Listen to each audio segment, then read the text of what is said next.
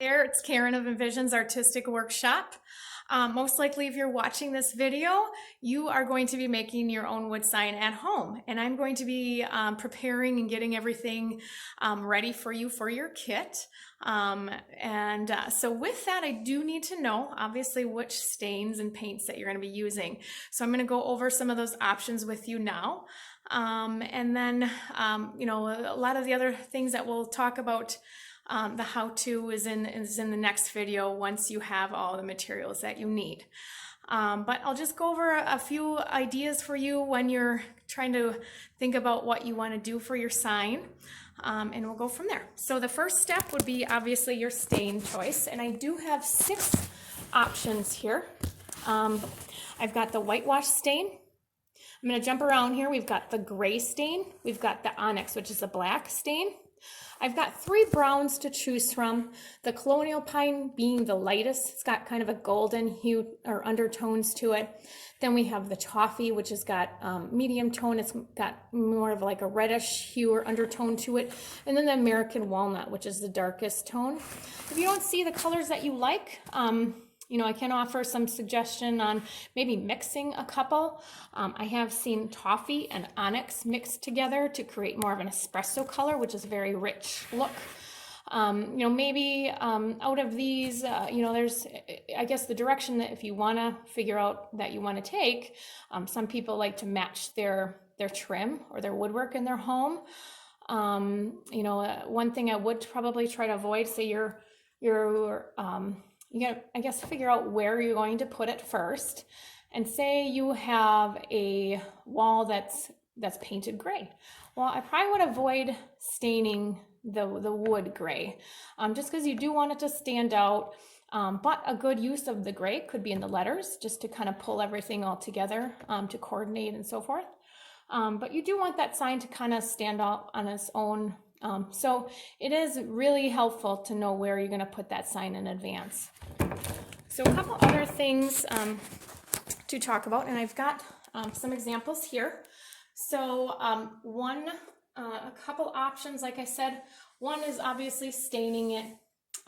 You can leave it just stained. That is fine. That's totally your call. It's your sign. You can do whatever you want with it. A lot of these things that you'll be seeing are pretty rustic. I like a lot of texture, a lot of dimension. So as you notice, I started with the gray stain that I also stained the back. Not that you have to stain the back, but then I also added a dry brush technique to this to give it a little bit more depth, more dimension, more of a an aged look, like this wood has been around forever. I added some dark gray chalk paint to this, as well as some lighter grays. So that just gives it, that's one option that you can do with the dry brush technique on top of the stained look. A second option is maybe you want to paint it over the top.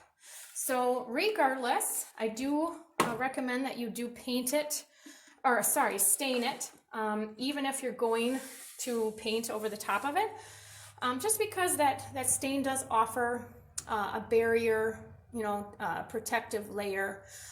Then that paint won't just soak in. It'll kind of, that stain will, like I said, create that barrier, and then you can paint over it once that's dried. And then when you sand, if you do like to sand and give it more of that, again, that dimension, you can see those tones of that wood coming through underneath. So that's an optional step 2 that you can also do. So 1 is stain, 2 option is to dry brush, a third option, or I should say the second option, is to paint over the top of it with the color that you desired. I would, if you want to let me know if you are going to be hanging your sign up versus maybe it's a porch decor, or you're putting it on an easel. If you are going to be putting on an easel, that's the only reason I would actually stain the back. I like to stain everything only because, one, I do sell these, so I like a nice finished complete look. But you don't really have to. It's just extra work for you And it's really only, you know, like I said, I would only recommend staining it if you're going to be putting on an easel or using it as porch decor, and you have that back protected as well. But otherwise, when you hang it up on a wall, you're never going to see that. Here is, I started with a brown stain, as you can see, and then I went to a red. Here I actually used the whitewash to start. I didn't stain this. As you can see, that's kind of the difference between the whitewash, just regular, and the, you know, the unfinished wood. And then I went over the top of that with white chalk paint, and that gives it a nice richer white versus the kind of that pickled whitewash look. The whitewash can be used as some really great accents. It can be used even for dry brushing. So there's just some thoughts. But if you want more of the white to show through so that the letters pop better, I would recommend maybe a coat of that, the white chalk paint if you're going for the white look. Now this board is pretty beat up. I actually, again, like I said, I love the rustic look. So that's another step that we'll talk about in the how-to. If you want to beat up your board, hammer comes in handy for some of that. So there's just some different steps that you can do to kind of distress it and give it that look. So here I'm showing you this sign because glitter. I've got tons of different glitter, so that is something that, you know, would be helpful if you want glitter included in your kit. I also, and this isn't something I need to know now, but with this one I also staggered the wood. As you can see, gives it a little something. This one too, I also staggered the wood, and I actually started with the whitewash, and with each board I did a different color, and then just alternated the wood just to give it a fun, nice, neat, fun look. So just some options there. Now with this is a good board to talk about because the final step is obviously painting your letters. And as you can see, you know, the one that really I wish I didn't paint was the happy. Because as you can see, the two tones, the happy doesn't really pop on that blue too well. Where that is something that to really think about in advance.